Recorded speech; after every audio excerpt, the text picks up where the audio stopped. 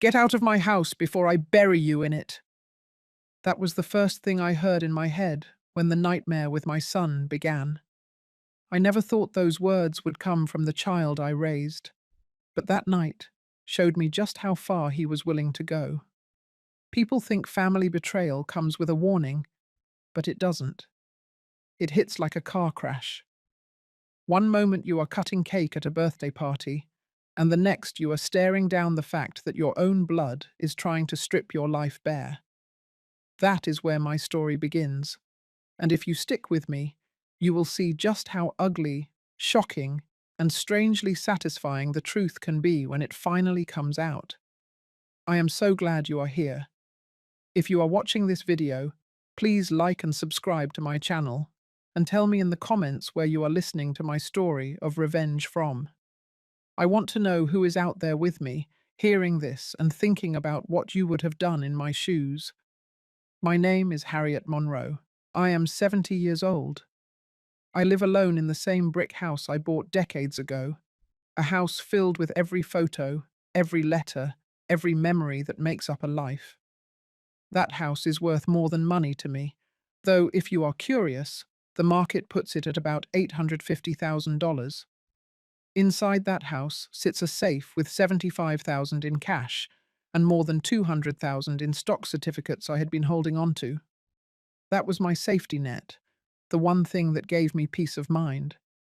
I thought it would also be something to leave behind for my son. I was wrong. Lucas, my son, turned 42 last week.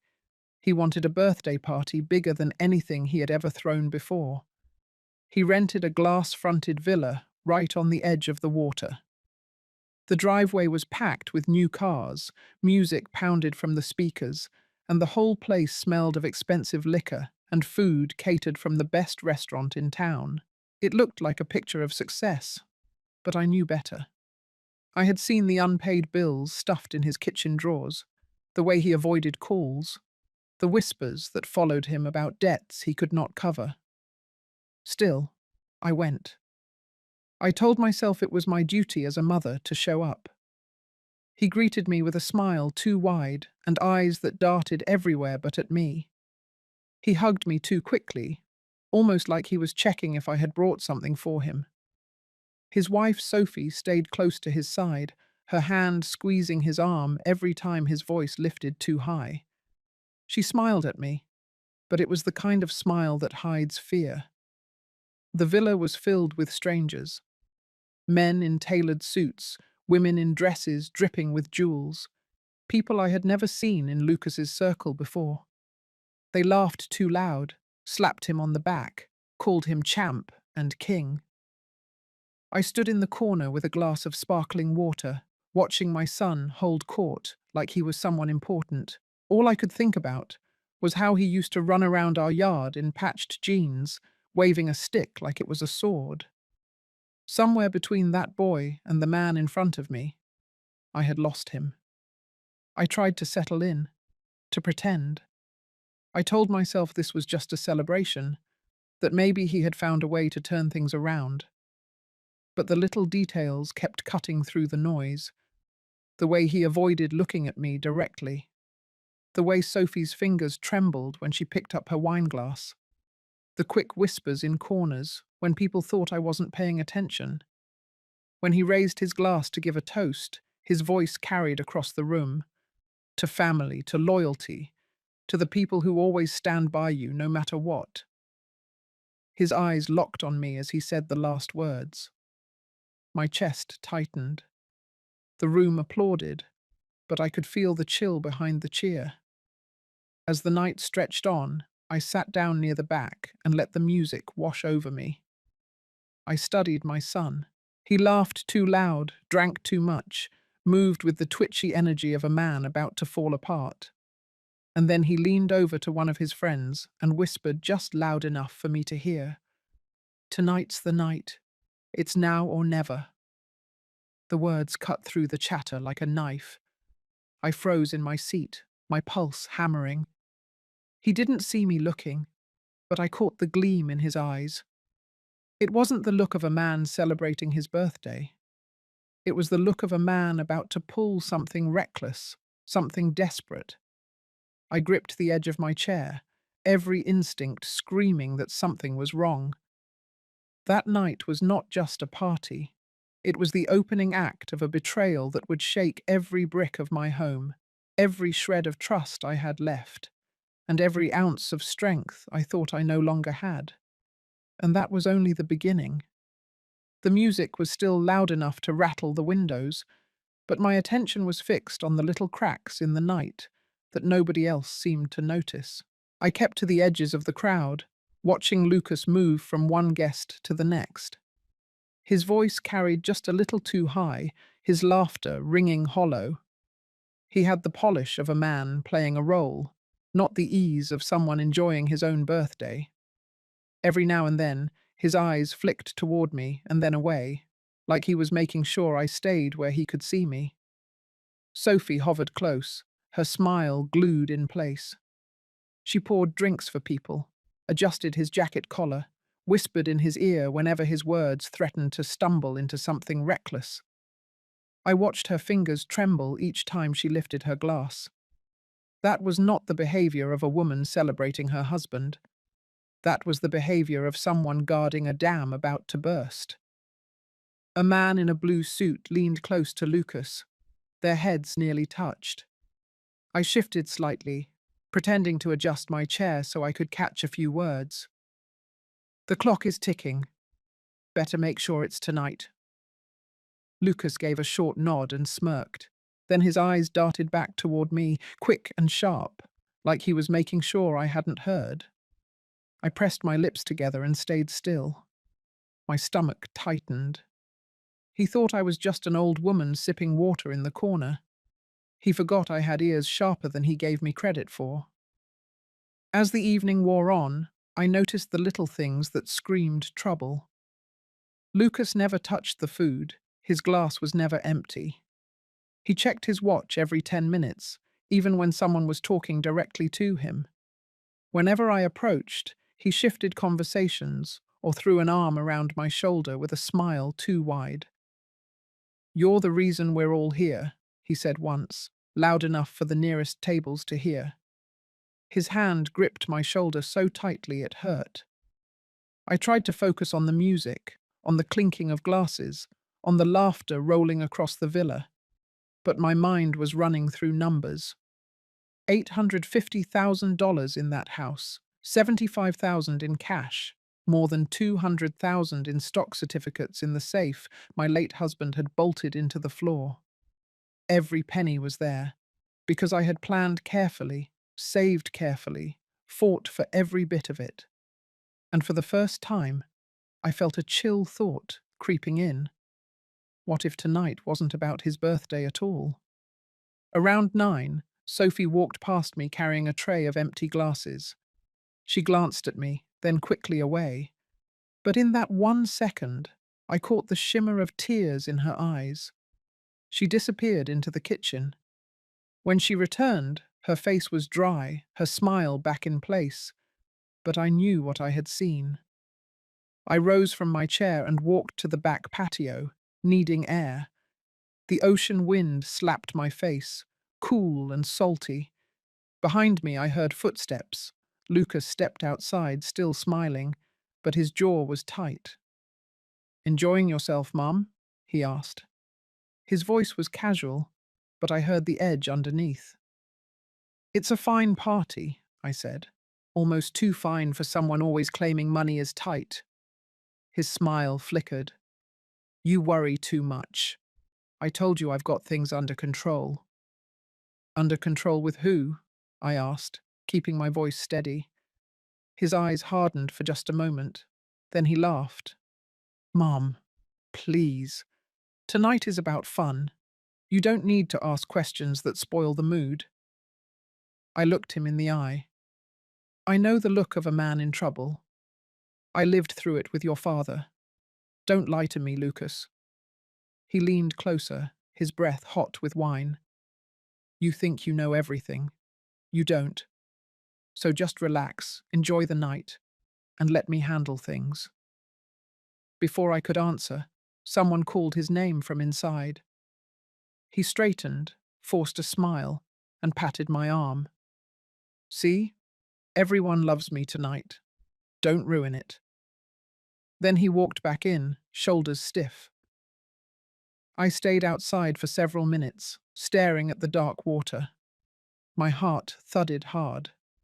He was hiding something, and the way his eyes darted, the way Sophie trembled, the way strangers whispered in corners, all of it added up to danger. When I returned inside, I caught another fragment. A man with slicked back hair leaned toward Lucas at the bar. Better hope she doesn't find out before it's done. Lucas glanced around nervously, then spotted me again. He forced a laugh and clapped the man on the back. The tension in the room had become visible, at least to me. The smiles were too forced, the laughter too sharp. Lucas was moving faster now, talking louder, hugging people he barely knew. I sat back down and folded my hands in my lap. My instincts told me the walls were closing in.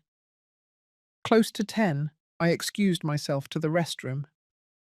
On the way back, I passed Sophie in the hallway. She stopped me, her eyes darting to make sure no one was near. "Mrs. Monroe," she whispered, her voice shaky. "You should go home. Right now." I froze. "Why?" She swallowed hard. "Please, just trust me. Go home." Before I could press her, Lucas appeared at the end of the hallway. Sophie straightened, pasted her smile back on, and brushed past me with a tray in hand. Lucas walked up, his expression flat. "Everything okay?" "Fine," I said. He studied me, then smiled again. "Good. Stay and enjoy yourself. Don't wander off too much. I want you close tonight." My skin prickled. His words sounded caring, but the grip on my elbow was not. I returned to my chair, my mind racing. Sophie's warning echoed in my ears. I checked the time. 10:15. Something was brewing, and I knew my role was not that of a guest of honor. I was part of a plan I had not agreed to. The candles on the cake burned low as everyone gathered to sing. Lucas leaned over the flames, smiling for the cameras. His eyes cut to me through the haze of smoke. "Make a wish," someone shouted. He closed his eyes and blew hard. The room cheered, but I could see the truth in his clenched jaw and the twitch in his hand. His wish was not for happiness or health. His wish was for something darker, something dangerous, and I was standing right in the middle of it. I smiled faintly, keeping my thoughts to myself. If he thought I would sit quiet, he had forgotten who raised him. Something told me the night was far from over, and the next chapter would reveal just how deep this betrayal ran. The cake had barely been cut when Lucas came over to me. He leaned close, his smile stretched too tight, his voice pitched low enough that the noise of the room almost covered it. "Mum, we need to talk about the house." I set my fork down. "What about it?" He kept the smile plastered on for anyone watching. "It's too much for you. You live alone in that old place. It needs work. Taxes are high. It would be better if I handled it." I stared at him. "Handled it how?" "Transfer the deed to me," he said. "I'll take care of everything. You can relax, live without worrying about bills. Isn't that what you want?" I didn't answer right away.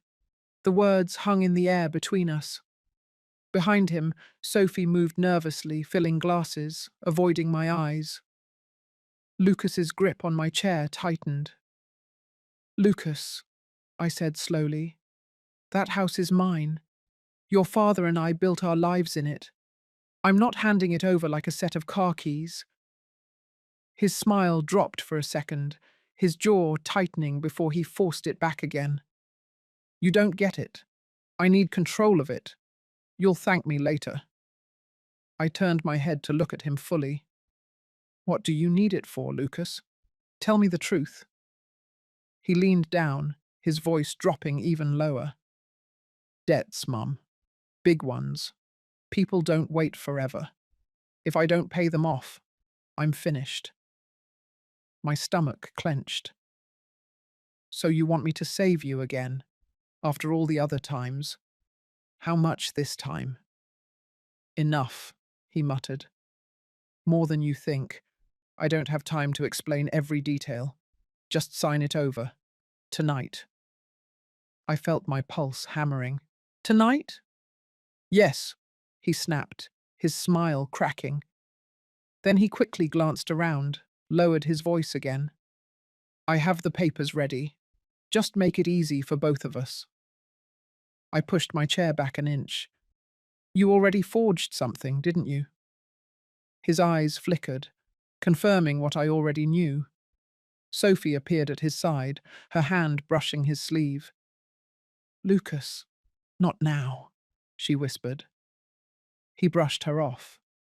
She needs to hear it. I stood. You brought me here to corner me. This wasn't about your birthday at all. Lucas's face hardened. Don't make this difficult. You think you can keep living in that house forever? You'll be better off once I'm in charge. You mean once you've sold it, I said. Once you've drained every cent and left me with nothing. His eyes flashed with anger. For the first time that night, the mask slipped. You think you're untouchable because you're my mother. You're not. If you don't cooperate, you'll regret it. Sophie's face went pale. She tugged at his arm, her voice trembling. Lucas, please stop. Not here. He turned on her with a sharp glare. Stay out of this.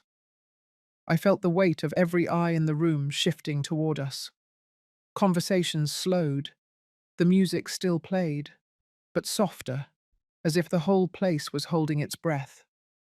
I lowered my voice, steady, but firm. You brought me here to trap me. You're not getting what you want. Lucas leaned in until his face was inches from mine. We'll see about that. For a moment, we stared at each other, neither blinking. His hand gripped the back of my chair like he was holding himself back from shaking me. Then he straightened suddenly, forced his grin again, and clapped his hands. Let's open the presents, he shouted to the room. Guests laughed, the tension scattered, and Sophie rushed to fetch wrapped boxes from the corner. But the look Lucas gave me as he moved away was not one of celebration. It was a warning.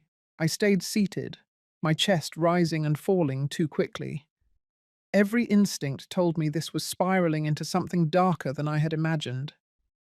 Later, while guests circled the table of gifts, Lucas slid a thick envelope across to me under the cover of wrapping paper. Read it, he hissed. I opened it halfway, just enough to see the heading. Property Transfer Agreement. My name written in shaky blue ink, my signature forged at the bottom. I looked up slowly. You already did it. He smirked. Paperwork is just paperwork. You can deny it, but it won't matter if the right people believe it. You should just make it official. Sign the real one. Save yourself the fight. You forged my name, I said, my voice quiet but sharp. And I'll do it again if I have to, he replied, his words like ice. Stop acting like you hold the power here. You don't. My hands trembled, but I forced myself to meet his stare. I will never give you that house. His smirk widened. Then watch what happens next. Sophie set down another glass in front of me, her hand brushing mine briefly. Her eyes met mine with a silent plea. She wanted me to understand something, but fear kept her lips sealed. The music rose again, laughter filled the room, and yet every sound felt distant, muffled by the weight of the envelope in my lap. Lucas returned to his friends, slapping backs, pretending everything was normal. But I had seen what was underneath. His desperation was clawing at him, and now it was aimed squarely at me. I folded the envelope, slipped it back toward him, and stood. My voice was calm, but inside, my fury burned. You will regret trying to take from me, Lucas. He leaned close, whispering so only I could hear. The regret will be yours. He straightened, raised his glass again, and the crowd roared their approval. But for me, the celebration was over. I knew exactly what kind of battle I was standing in, and I knew it was only just beginning. The cake had been sweet, the wine strong, but the taste in my mouth was bitter. The night had shifted. The birthday party was no longer a party at all. It was the opening move in a fight for everything I had left. I sat back down, gripping the edge of the table, my mind already racing ahead. He had made his threat clear. He had shown me his hand. And I knew in that moment, this was no longer about family. This was war. The call came just as I was pushing my plate away, the taste of food long gone bitter in my mouth. My phone buzzed against the table. I glanced down and saw the name. Mrs. Patel, my neighbour, the kind of woman who never called after dark unless something was terribly wrong. I pressed the phone to my ear. Her voice came fast, breathless, almost trembling. Harriet, why is there a moving truck outside your house right now? My chest tightened. What are you talking about? I've been looking out the window for 10 minutes. Men are carrying boxes out of your front door. They rolled a dolly through the hallway. One of them is going down to the basement now. My fork slipped from my hand and clattered to the floor. For a moment, the whole room felt like it tilted sideways. You're sure? I'm watching it right now. They're loading your furniture, your paintings, everything. This isn't a mistake. Do you want me to call the police? I pushed my chair back so hard it screeched against the tile. Heads turned. Lucas appeared instantly at my side, smiling too widely, pretending concern. Mum, what's wrong? I stared at him, the phone still hot against my ear. There's a moving truck at my house. My neighbour sees men hauling out my things. His laugh came quick, too loud, carrying over the music. Mom, please. Mrs. Patel is half blind. She thinks shadows are burglars. You're overreacting. Mrs. Patel's voice cut through. They're pulling something heavy. It looks like a safe. Should I dial 911? My breath caught. I could barely hear myself speak. Yes, do it now. I'll come home immediately. I ended the call and shoved my chair back to leave, but Lucas's hand shot out and gripped my arm. His smile stayed on, but his eyes were hard. Sit down, Mum. You're embarrassing yourself. Let me go. He leaned closer, still pretending to be the charming host for anyone watching. If you walk out of here, you'll ruin my night. Stop making a scene. Nothing's happening. I jerked my arm, but he held tighter. My voice dropped low, sharp. You planned this, didn't you? His grin widened, but there was nothing warm in it. You think you're clever, don't you? But you don't know everything. You should just stay here and finish dessert. Sophie appeared at his other side, her face pale, her hand clutching a tray like a shield. Lucas, please, she whispered, her voice shaking. Don't do this. He snapped his head toward her.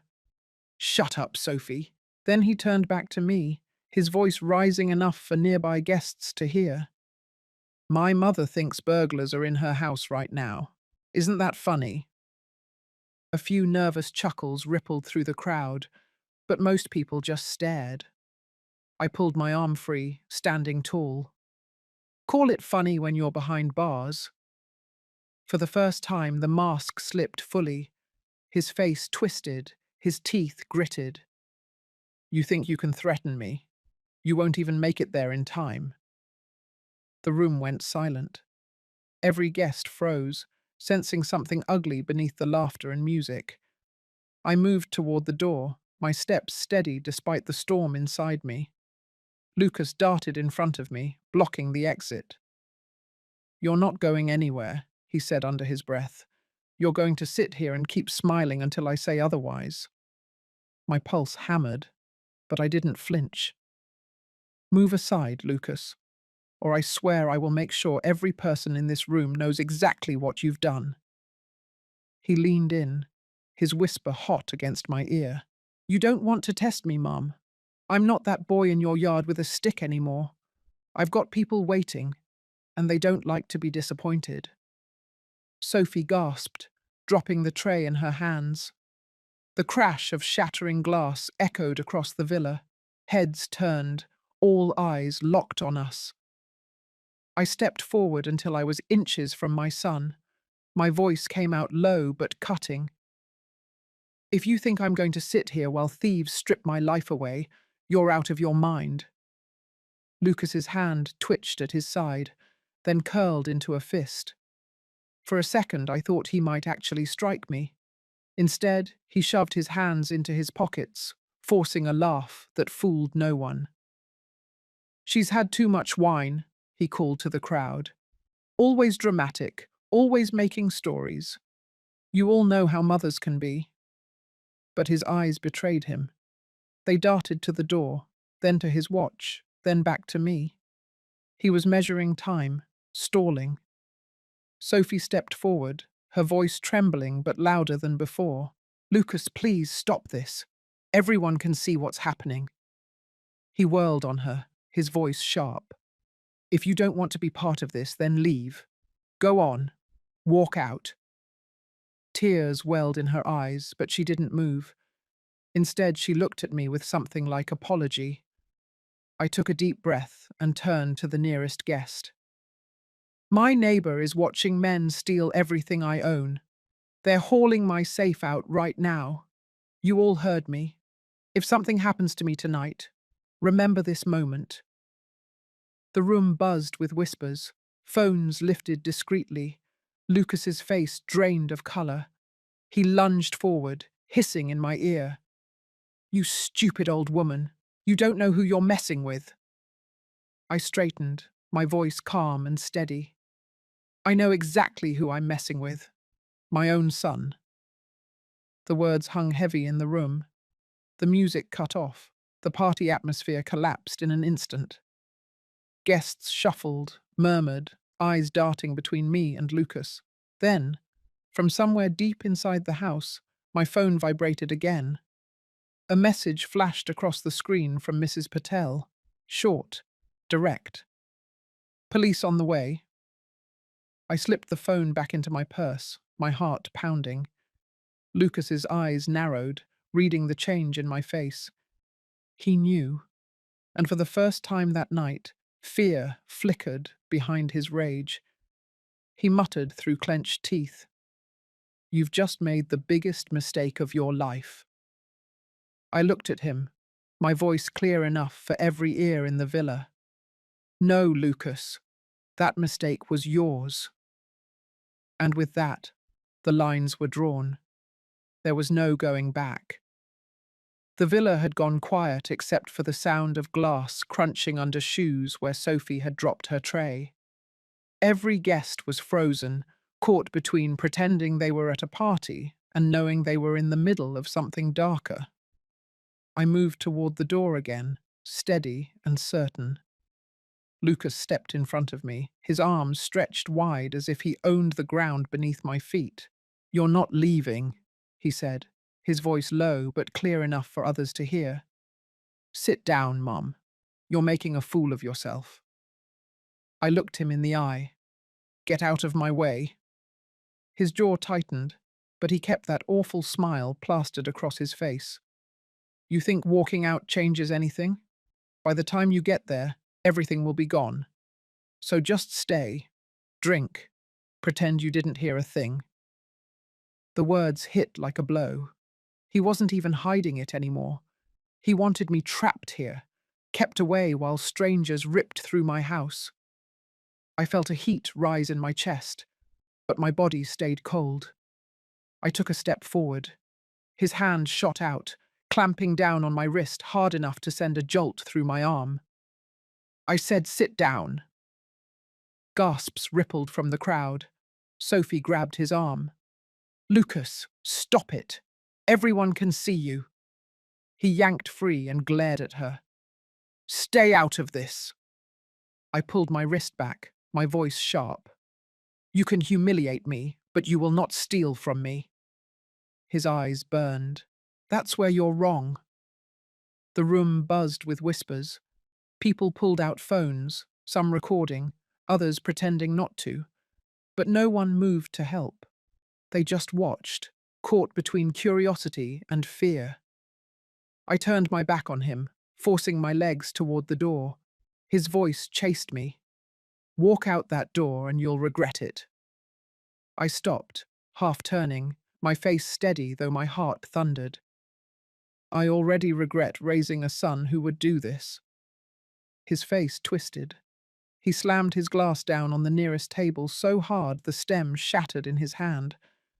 Blood welled, dripping onto the floor, but he didn't even flinch. He pointed at me, his voice shaking with rage. "You think you've won because you called the police? You think they'll get there in time? You don't know the people I'm dealing with.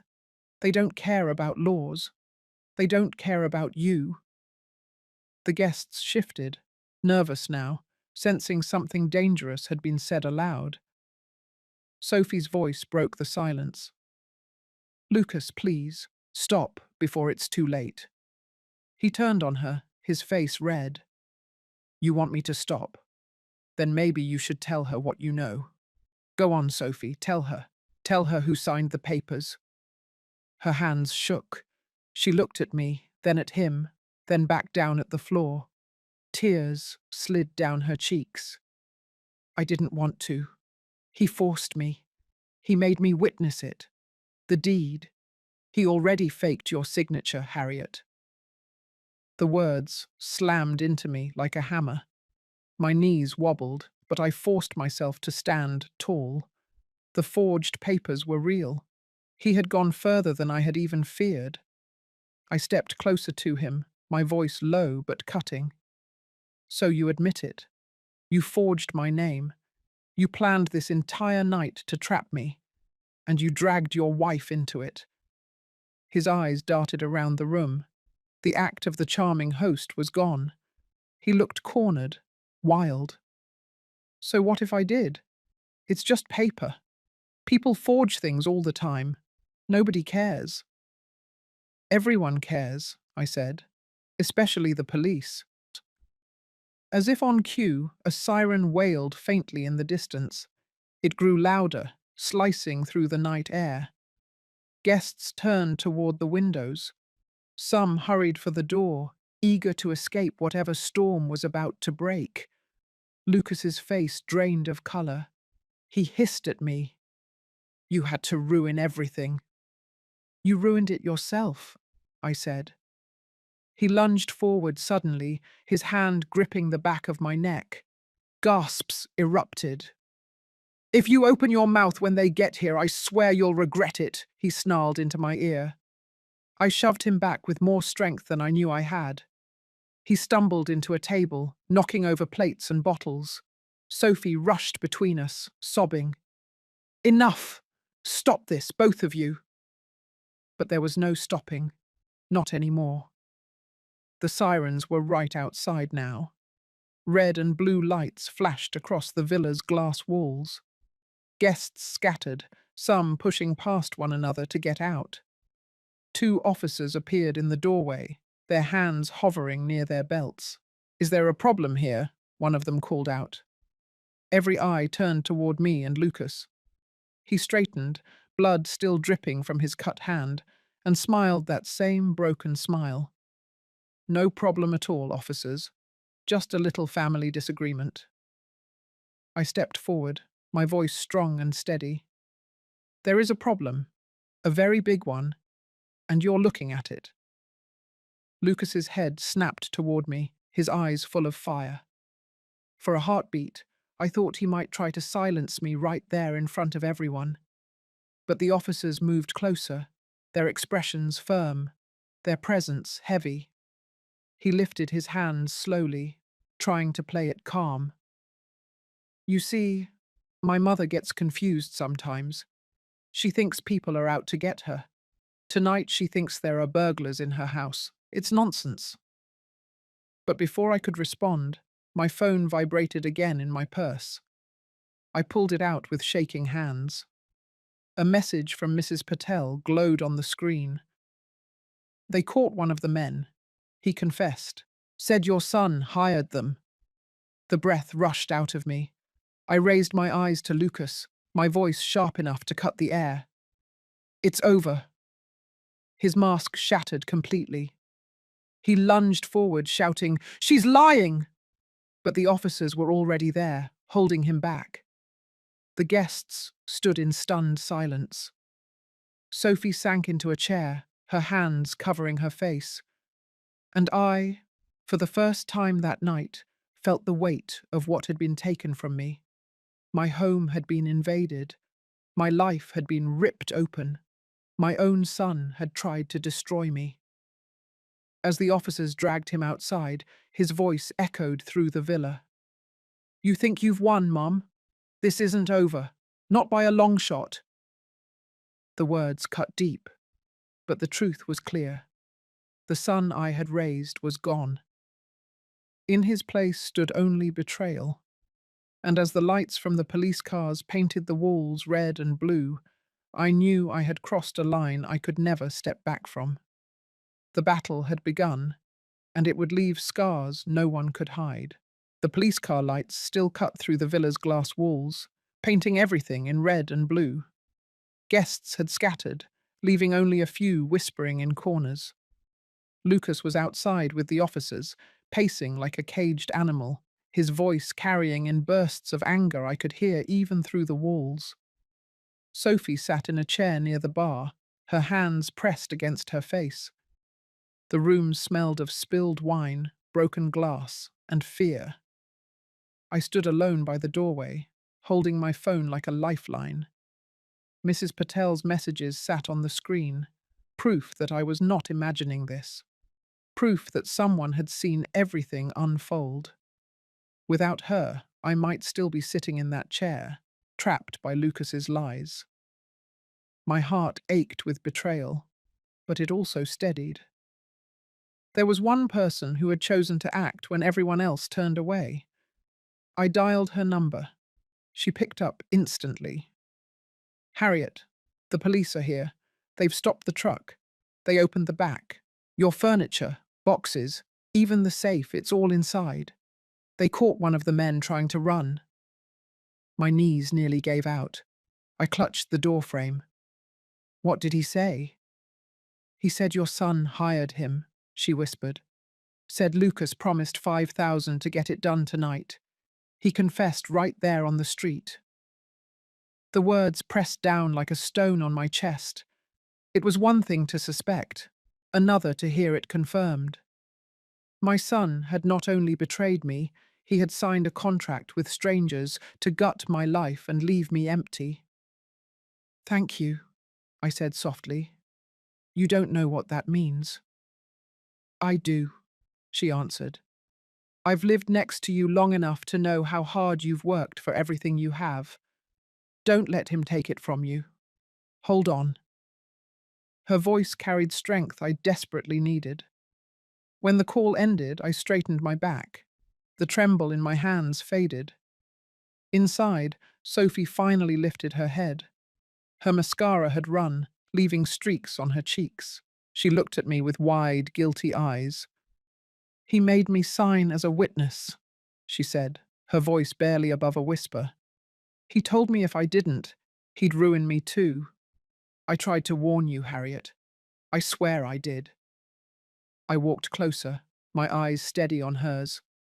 Then help me now. Tell the truth. Every detail. No more silence. She nodded quickly, as if the decision had been tearing her apart all night. The papers, the forged deed. He kept copies at home, in the drawer by his desk. He was planning to use them tomorrow, to make it look official. He thought if he stalled you tonight, it would be too late. The room seemed to shrink, pieces of his plan locked into place in my mind. He had not only hired thieves, but laid out a trail of paper meant to erase me legally, even if the police stopped him physically. Outside, I heard the officers raising their voices. Lucas shouted back, loud enough for everyone left inside to hear. "She's crazy. She doesn't know what she's saying. None of this will stick." One officer entered, tall and broad-shouldered, his voice calm but firm. "Mrs. Monroe, we've secured your property. The truck is impounded. We'll need you to come down to the station to give a full statement." I met his eyes. "I'll come, but I want it on record right now. My son forged my name. He tried to strip me of everything I own. I have a neighbor who saw it, a thief who confessed, and a daughter-in-law who will testify." The officer nodded, scribbling notes. "Understood." Lucas suddenly pushed past the second officer at the door, his shirt rumpled, his face flushed with rage. "You're lying, Mom. You've always been against me. You'd rather see me rot than help me one damn time." My body shook, but my voice stayed level. "Help is what I gave you your entire life. Tonight you tried to repay it by erasing me. That ends here." He lunged forward, but the officers caught him, dragging him back. "This isn't over," he shouted again, his voice breaking. "You'll regret this when they come for you instead of me." They pulled him outside, his protests echoing into the night. The villa fell into silence again. Sophie sat slumped in her chair, staring at the floor. I walked past her, pausing only for a moment. "You chose to stay quiet too long," I said. "But now you'd better find your voice." She lifted her eyes slowly. "I will. I promise. I can't protect him anymore." Outside, I stepped into the cool night air. The ocean roared in the distance, the salt sharp against my skin. The police cars lined the driveway, lights still flashing, officers moving back and forth. One of them guided me toward a patrol car. In that moment, standing there with the house behind me and the wreckage of the night still heavy on my shoulders, I felt something unexpected. Not relief, not even anger, but clarity. I had spent years forgiving Lucas, hoping he would grow out of his recklessness, believing that blood was enough to bind us. Tonight shattered all of that. Mrs. Patel's call had been the lifeline that kept me from losing everything. Her quick action and courage had changed the outcome of this night. And as the police took my son away in handcuffs, I knew one thing for certain.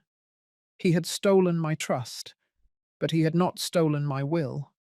The battle was not finished. It was just moving into the open. I squared my shoulders, climbed into the car, and whispered to myself, "Let him try. I'm ready now." The station was colder than I expected. Fluorescent lights buzzed overhead, and the smell of stale coffee lingered in the air. I sat at a metal table, my hands folded, my purse on the chair beside me. Across from me, an officer clicked his pen, his eyes steady but not unkind.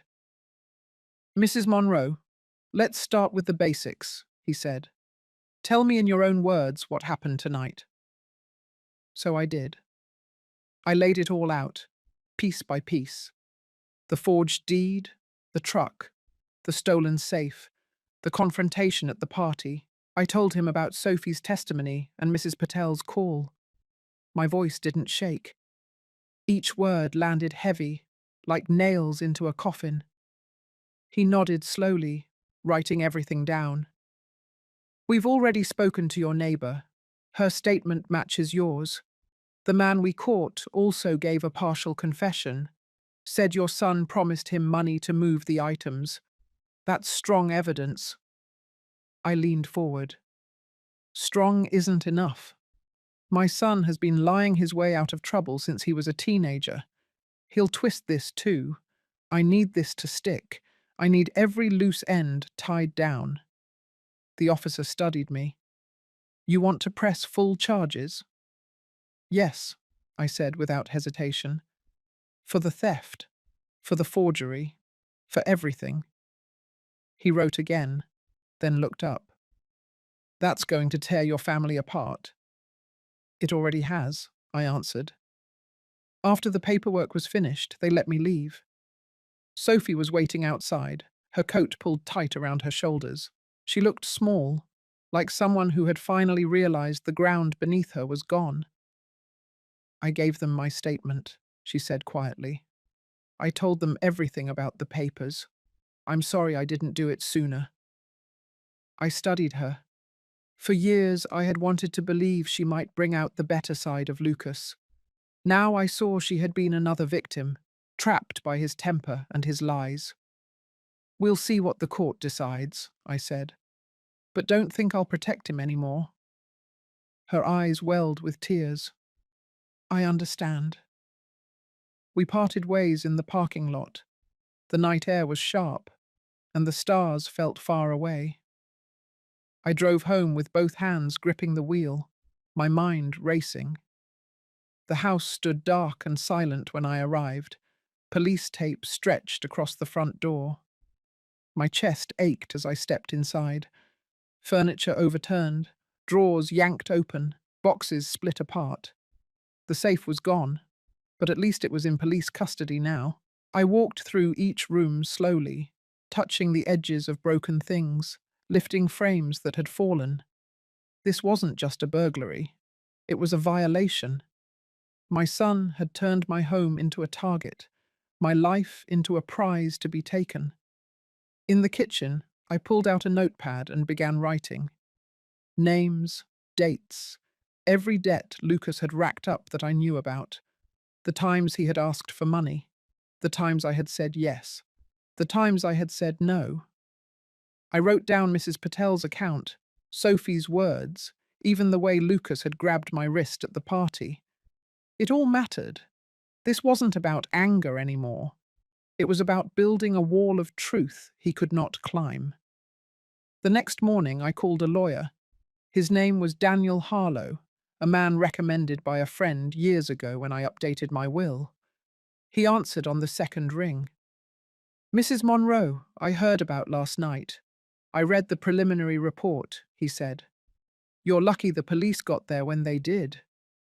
Lucky isn't good enough, I said. I need protection. I need to make sure my house, my savings, everything is locked down, and I need my son held accountable. He was quiet for a moment. You're ready for a fight, then? I've been pushed into it, I replied. We met that afternoon. He was sharp, efficient, and listened without interrupting. He asked for copies of every document I had, every message from Mrs. Patel, every word Sophie had spoken. He promised to subpoena the moving company records and the forged deed. He'll try to argue coercion, Daniel said, or that you're confused about your own finances. We'll need to be airtight. Then make me airtight, I told him. I don't care what it costs. For the first time since this nightmare began, I felt control returning. The fear was still there, but it no longer ruled me. Action did.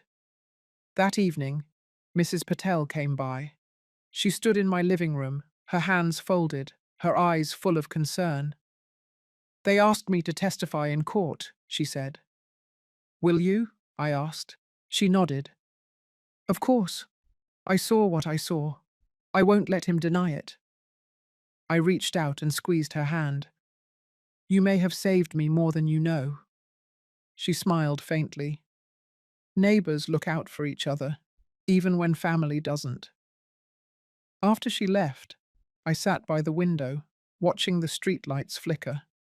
My house was scarred, my son was in custody, and my future was uncertain. But I wasn't broken. I was preparing. I thought of Lucas's words, his threats, his rage. I thought of Sophie's trembling voice, of Mrs. Patel's courage, of Daniel's sharp focus. The pieces were falling into place. This wasn't about surviving anymore. It was about fighting back. I closed my eyes and whispered to the empty room. You wanted a war, Lucas. You've got one. And for the first time, I felt ready. I woke the next morning with a sharp clarity. The night of chaos was behind me, but the fight was not. Lucas would not stop. I knew him too well. He had been cornered before, and he always tried to wriggle out. But this time, I had no intention of letting him breathe easy. By noon, I was sitting across from Daniel in his office, a stack of folders between us.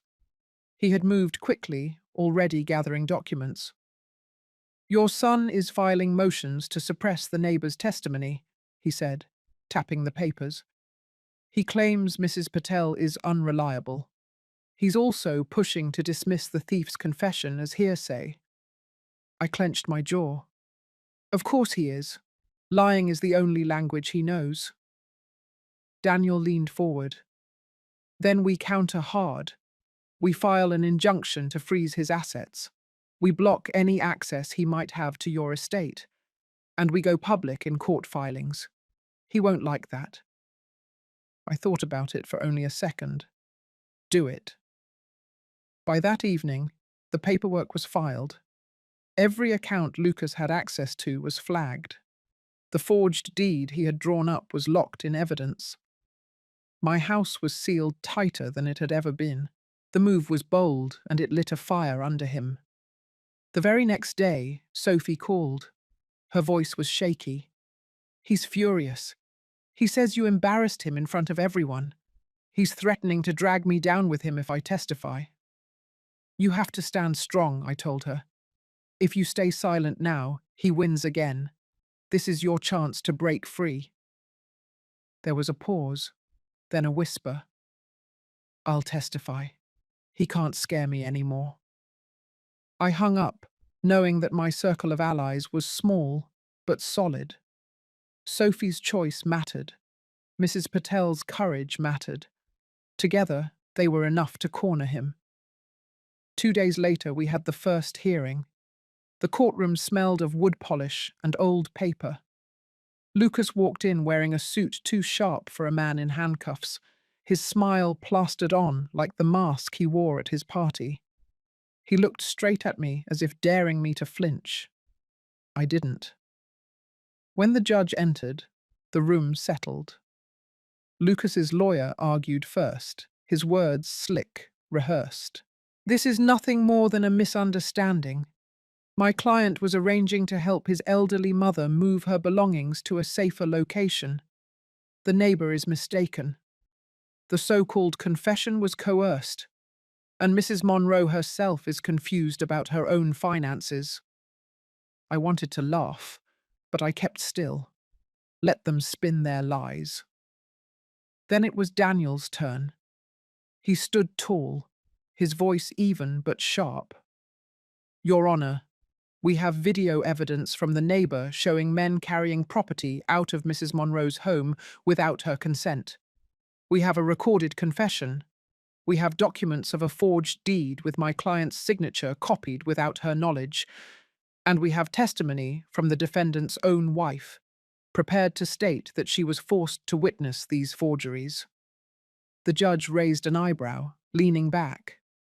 Lucas shifted in his seat, his jaw twitching. When Mrs. Patel took the stand, her voice was steady. She described every detail she had seen that night. The truck, the safe, the men hauling boxes. She even named the license plate number, which matched the impounded vehicle. Next came Sophie. She walked to the stand slowly, her hands shaking, but when she sat down, something in her face hardened. She looked at Lucas once, then turned away. He made me watch him sign her name. He told me if I didn't, he'd ruin me.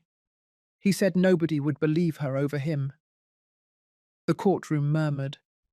Lucas shot forward, his voice breaking. You're lying, Sophie. You always hated me. The judge slammed the gavel. Order! Sophie's voice rose over the noise. I stayed quiet too long, but I won't lie for you anymore. It was the first real crack in his armor, and I felt the shift in the room. When it was my turn, I walked to the stand, my back straight. I told them everything.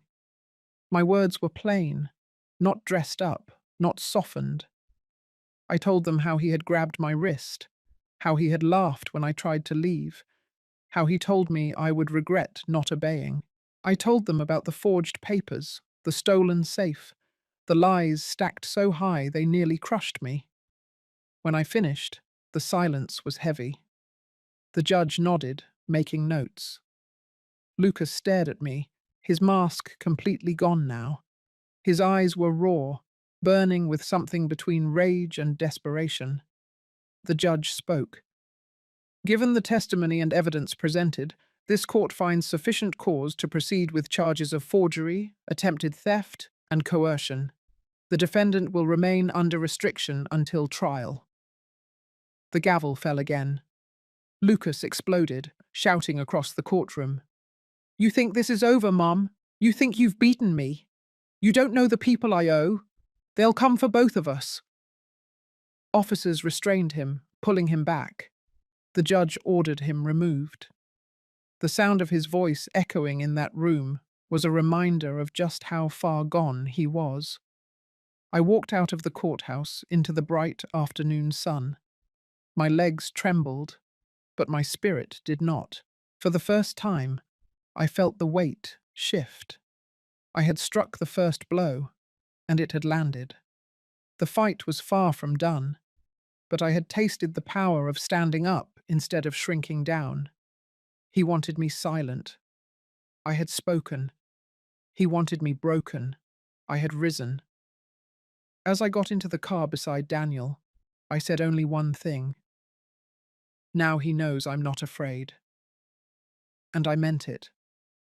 The first move was mine, and I was ready for the rest. The courthouse steps were crowded with reporters when I left the hearing. Their voices rose above each other, questions flying like darts. I kept my head high, ignoring the flashing cameras. Daniel walked beside me, shielding me from the worst of it, but I knew this was only the beginning. Lucas had been exposed, and men like him never went quietly. That night, I sat in my living room, the air heavy with silence. The police tape had been removed, but the scars in the house remained. Drawers were still broken, picture frames shattered. I refused to clean them up yet. I wanted the mess to remind me of what I was fighting for. The phone rang after midnight. I picked it up, expecting Daniel or maybe Sophie. Instead, a voice I didn't know slithered through the line. Back off the case, Mrs. Monroe. Drop the charges. You don't want to be caught in your son's mess. My hand tightened around the receiver. Who is this? The man laughed softly. A friend of your boy. You don't want to find out what happens when debts go unpaid. Let it go. The line went dead. I sat there in the dark, the receiver pressed to my ear long after the call ended. Lucas had been telling the truth about one thing. He owed people, and they were circling. The next morning, Daniel came by. I told him about the call. He frowned, rubbing his temple. They're trying to rattle you. We'll report it, but don't let them scare you into silence. I'm not scared, I said, though my voice was tighter than I liked. But I know Lucas. He'll use anyone he can. He won't stop until he's dragged me down with him. Daniel nodded. Then we stay one step ahead. Later that week, another hearing was scheduled, this time for evidence review. Lucas entered the courtroom looking worse than before. His eyes were red, his hair disheveled, but his mouth never stopped moving. He whispered to his lawyer, smirked at me, glared at Sophie. When the judge asked if he understood the charges, he said loudly, "This is a setup. My own mother wants me destroyed. The judge warned him once, then twice. On the third outburst, the gavel slammed hard. One more interruption and I'll hold you in contempt. Lucas threw his hands up. Fine. Do whatever you want. None of this will hold. I watched him carefully. Every twitch, every sneer, every flicker of rage told me he was unraveling. But I also knew a desperate man could still strike hard. After the hearing, Sophie approached me in the hallway, her face pale. He called me from lockup, she whispered. He said if I testify again, I'll regret it. He said he'll ruin me. I placed a hand on her arm. That's fear talking. He's losing control. Don't let him win now. Her eyes filled with tears, but she nodded. I'll stand by the truth. Days blurred together after that, filled with lawyers, statements, and endless paperwork. But the tension didn't fade. At night, I heard footsteps on the street outside my house. Once I found a cigarette butt on my porch, still warm. Another time, I woke to see a car idling across the road, its lights off, engine humming. When I opened the door, it drove away slowly. I called Daniel again. They're watching me. We'll request increased patrols in your neighborhood, he said. But this is what Lucas wants, to shake you, to make you too tired to keep fighting. I closed my eyes, steadying my breath. Then he doesn't know me at all. By the time the next court date arrived, the case had grown heavier. The forged deed was confirmed by handwriting experts. The thief's confession was written, signed, and backed by video. Mrs. Patel's testimony was considered credible, and Sophie, despite her fear, agreed to take the stand again. In the courtroom, Lucas looked smaller than before. His suit was wrinkled, his lawyer flustered. But when Sophie walked to the stand, his eyes flared with hatred. "You don't have to do this," he shouted, standing before the judge could stop him. "Think about our family. Think about what you're throwing away." Sophie's voice trembled, but she spoke anyway. "The only one who threw this family away was you, Lucas." The gavel slammed. Officers forced him back into his seat. His lawyer buried his face in his hands. I sat there, my heart pounding. This was what escalation looked like. Every time Lucas lashed out, every time he tried to twist the truth, he only pulled the noose tighter around his own neck. But I knew better than to relax. He would fight until the very last breath, and that made him dangerous. After the session, Daniel leaned toward me as we gathered our things. He's running out of ground to stand on. But don't underestimate him. He'll try something else. Count on it. I nodded, my eyes on Lucas as he was led away in cuffs, his head turned back toward me. He mouthed the words, "This isn't over." That night, as I locked my door and pulled the curtains tight, I thought about those words. He was right. It wasn't over. The fight was only climbing higher, dragging us all with it. And I knew the next time we faced each other, it would not be in whispers or stolen glances. It would be in the open, a clash that no one could ignore. The storm had only just begun. The day of the trial began under a heavy sky. Clouds hung low, pressing down on the city as though even the weather knew what was coming.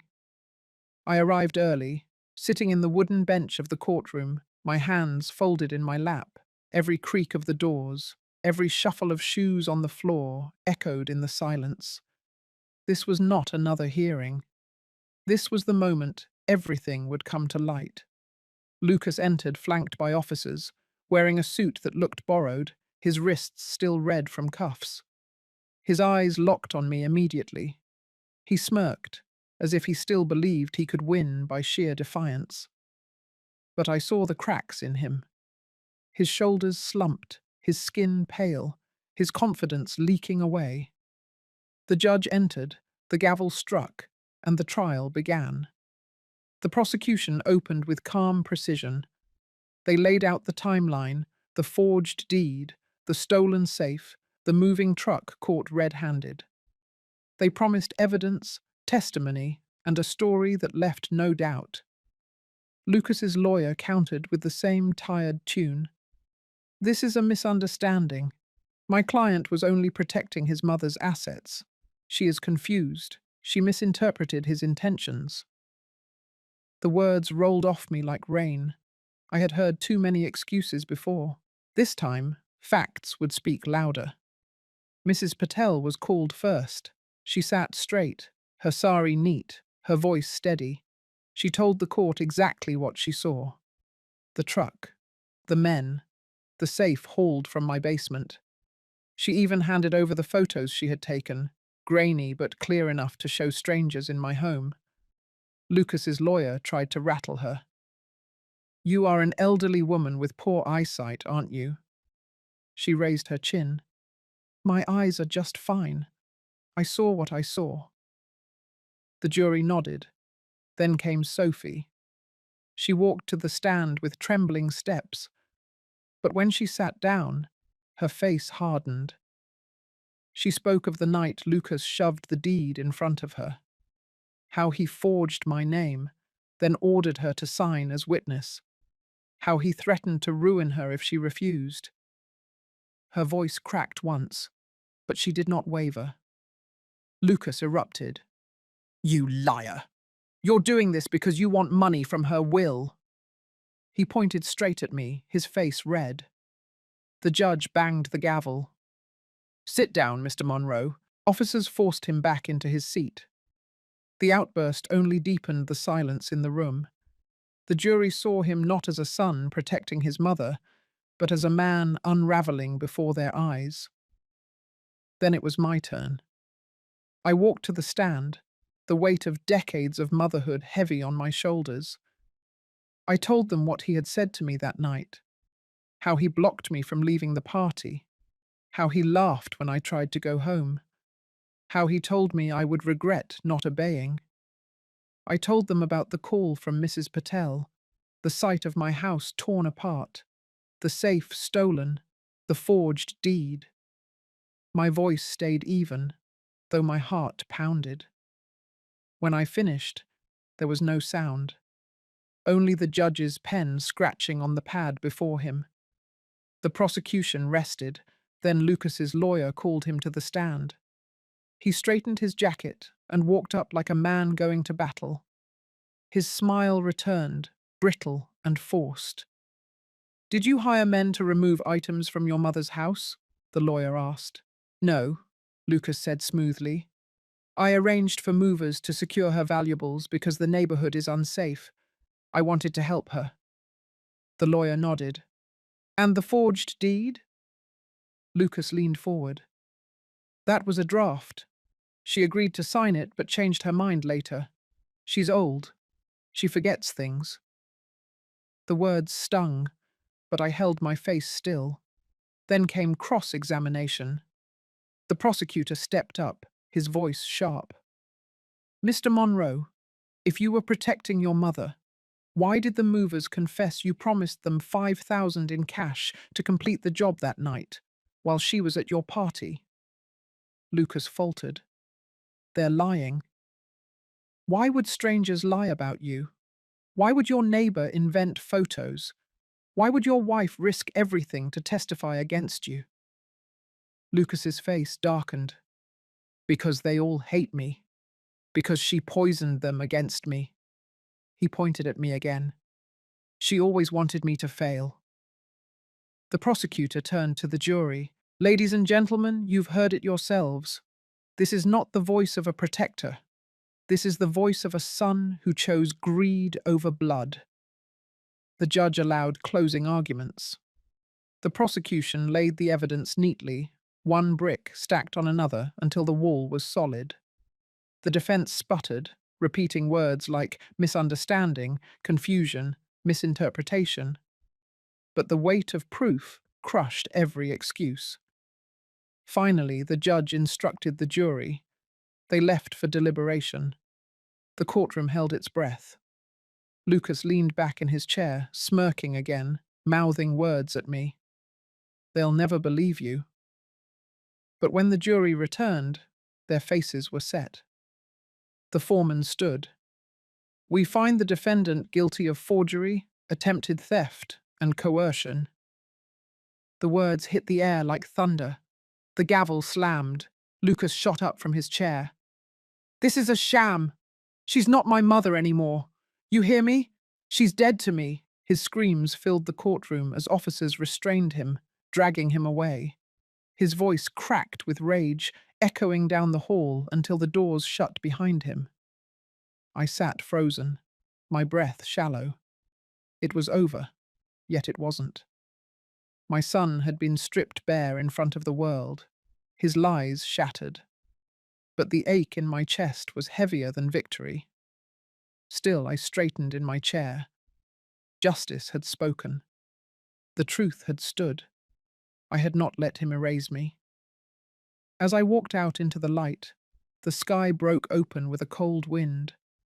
The trial was over, but the scars of betrayal would never fade. And yet, for the first time in years, I felt steady. He had tried to bury me under lies. I had dug myself free. The war between us had ended in that room, and I had walked out whole. The verdict echoed in my ears long after the gavel fell. Guilty. The word had weight, pressing down on me even as it lifted a burden I had carried for too long. Lucas was led away, his shouting trailing behind him until it vanished down the corridor. Reporters swarmed outside the courthouse, their voices sharp and hungry, but I walked past them without a word. My story had already been told. Back home, the house still bore the scars of that night. Police tape was gone, but the broken drawers, the overturned furniture, the stains on the carpet remained. I had refused to fix it while the trial raged, but now the silence begged for restoration. Slowly I began to put things back. Each picture frame I straightened, each drawer I mended felt like reclaiming a piece of myself. Sophie came the next morning. She looked tired, her eyes rimmed red, but she stood taller than I had seen her in years. He called me from jail, she said quietly. He begged me to retract my testimony, said if I ever loved him, I'd take it back. I poured her tea, sliding the cup across the table. And what did you say? She met my eyes. I told him love doesn't cover crimes. I told him I won't lie for him anymore. A silence settled between us, heavy, but not uncomfortable. For the first time, I believed her. She was free from him, even if it had taken fire to break the chains. That afternoon, Daniel called. His tone was steady, professional, but I could hear a rare softness in his voice. The sentencing will be next week. Given the charges, he's looking at several years. But I want you prepared. He may try to negotiate, plead for leniency. He'll get none from me, I said flatly. This was his choice. Daniel paused. I thought you'd say that. Still, be ready. He'll push every button he can until the very end. The week passed in a blur. Each day, I rebuilt a little more of my home. Mrs. Patel visited often, bringing food, her presence warm and steady. She never asked questions, never pressed, just sat with me when the nights felt heavy. On the day of sentencing, the courtroom was less crowded, but no less tense.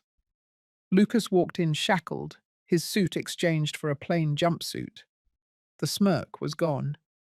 He looked smaller, like the walls had already closed around him.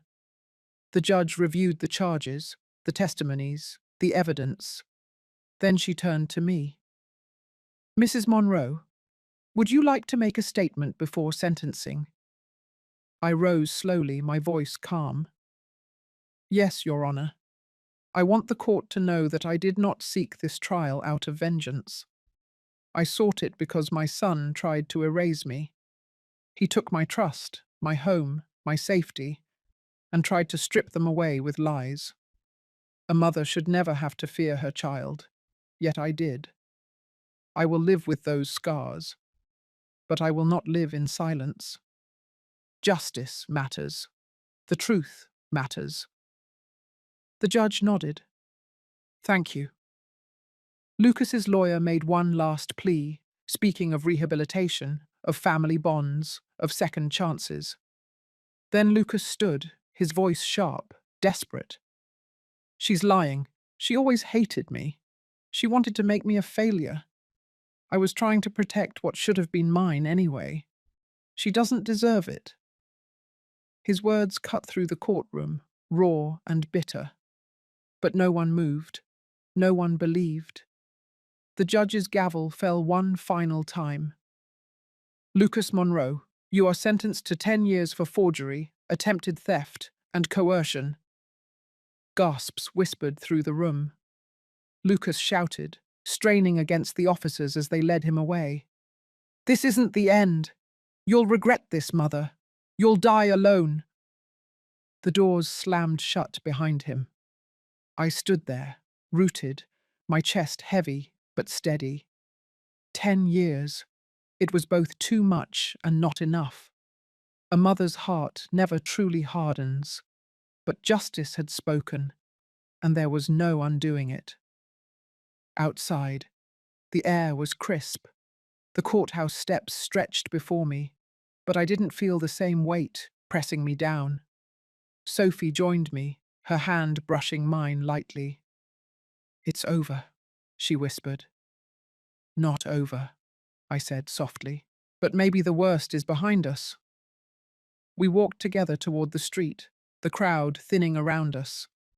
For the first time in months, I felt the faint stir of peace. The battle had been brutal, tearing through everything I thought unshakable, but I was still standing. And as I looked up at the grey sky breaking into pale sunlight, I knew one thing with certainty. Lucas had tried to bury me under betrayal and lies, but I had climbed out. I had fought back. I had won.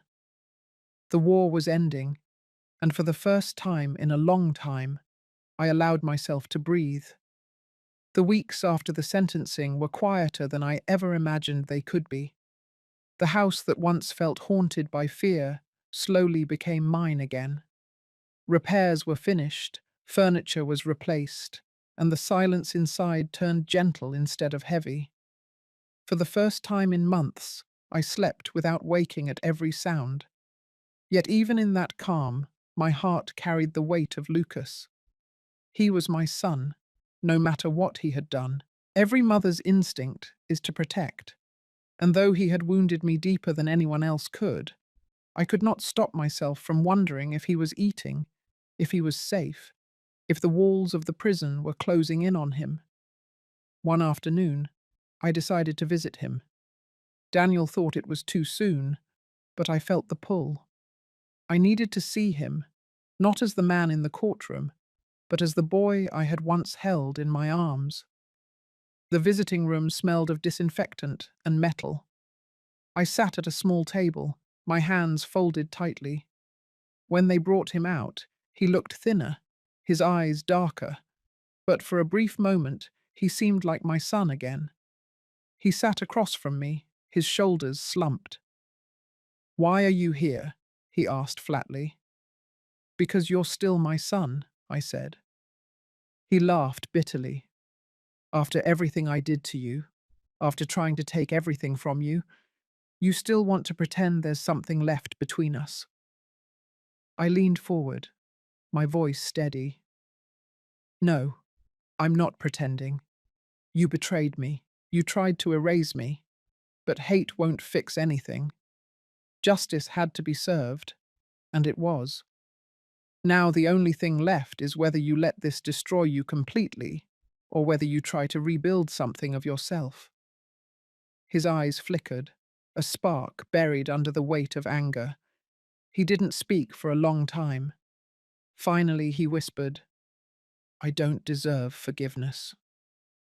"Maybe not," I said softly. "But forgiveness isn't something you earn. It's something given so that the weight doesn't crush us both. I forgive you, Lucas, not because of what you did, but because I won't let your mistakes define the rest of my life. He looked at me, his jaw trembling. For the first time since this nightmare began, I saw his mask break. His eyes filled with tears he tried to hide. He pressed his hands against the table, then lowered his head. I don't know if I can change, he said. You can, I answered, but you have to want it. Silence stretched, but it was not empty. It was filled with the fragile thread of something I thought I had lost forever: hope. The guard announced that time was up. I stood, looking down at him one last time. I'll visit again, I said. He lifted his head slightly, nodding once. It wasn't an apology, not yet, but it was the beginning of something. When I walked out into the sunlight, I felt lighter. Justice had been done. My home was safe. My dignity was intact. And though my son's path was uncertain, there was a small chance, just a chance, that healing might still come. The story did not end with bitterness, but with balance. Justice had stood firm, and forgiveness had cracked the door open to something new. For the first time in a long time, I believed in tomorrow. If you've stayed with me through this story, thank you. Sometimes life throws us battles we never imagined, and the people we love can hurt us the most. But justice matters, and so does forgiveness. What do you think? Is forgiveness always the right choice? Or are there moments when holding on to anger feels justified? I'd love to hear your thoughts. Please like this video, subscribe if you haven't already, and share your story in the comments below. Your voice might give strength to someone else who needs it today.